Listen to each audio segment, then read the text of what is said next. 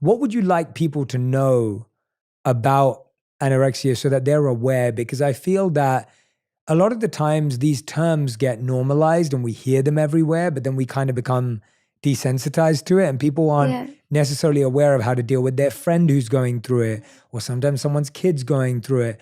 From your experience, not as like it's the same experience for everyone, because we know it's not. From your experience, what do you think it's good for people to know if someone they love or someone they know is going through something like this, or they think they might be? What would be useful for them? I think the first and biggest thing is that not only with just anorexia, but with all eating disorders, it looks different on everyone. There's not a look to it. And I feel like it's so damaging when there's a common idea or image, of how someone that is anorexic should look, or how someone that struggles with an eating disorder should look. And they kind of, take that as to how sick they are, which that doesn't matter at all. And I also feel like it's something that, but just it's impossible to understand something like anorexia if you have not gone through it before. Because, even with me just saying what I struggle with out loud, and the whole idea of it, me being obsessive and scared over food and obsessive with calories and terrified of weight gain and a control thing and all the things that I allow myself to believe, which they're all lies, and how my brain processes things and all of that stuff. I know that it's not real, and I know that it's all lies, and I know it's absolutely delusional, but that's the disorder. That's what happens. And so when you don't struggle with that, you don't understand that, so I have a lot of people that, have told me before, just eat, or like people will say things that they think will help, but that's not the issue. I think most importantly is just to, with any mental health disorder, anything like that, just the best thing to do for someone is to just give them love and support.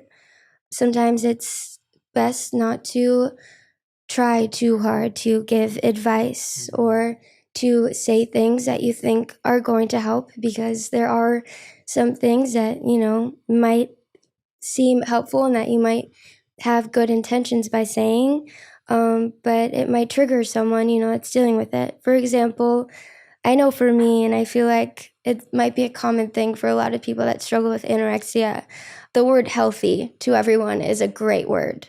It's a positive word. Everyone wants to be healthy. But for me, when someone says that I look healthy, it makes me want to spiral, it makes me go crazy, because that's not a word that, healthy to me, I associate with something that, is not the best, because unfortunately in my brain, being called sick is something that, in a terrible and ugly way, is something that comforts me more than the word healthy.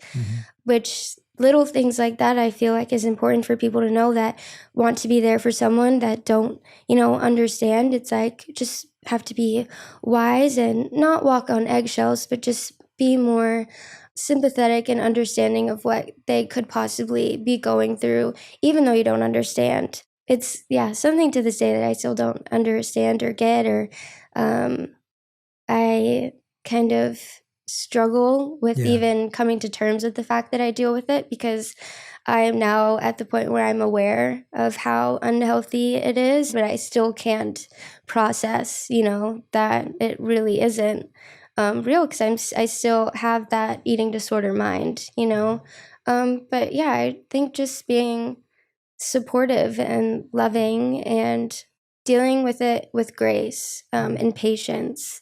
I feel like that's a big thing. Everyone wants who they love to be better and the best that they can be and healthy and to get help when they need it.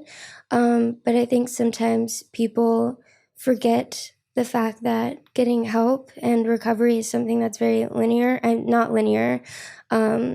It's a long process, and it takes time. And something like this, I've been rushed into recovery before, which led me into a pretty terrible relapse, It takes time, so you just have to be patient with people that are struggling and just give them as much love as you can. I feel like love goes a long way. Yeah. Well, I think for what it's worth, your awareness and how eloquent you are in explaining at least what you're experiencing is really admirable. Thank you. Honestly, like just hearing you talk about it and reflect on it, your awareness is so high, which is an incredible step in your journey.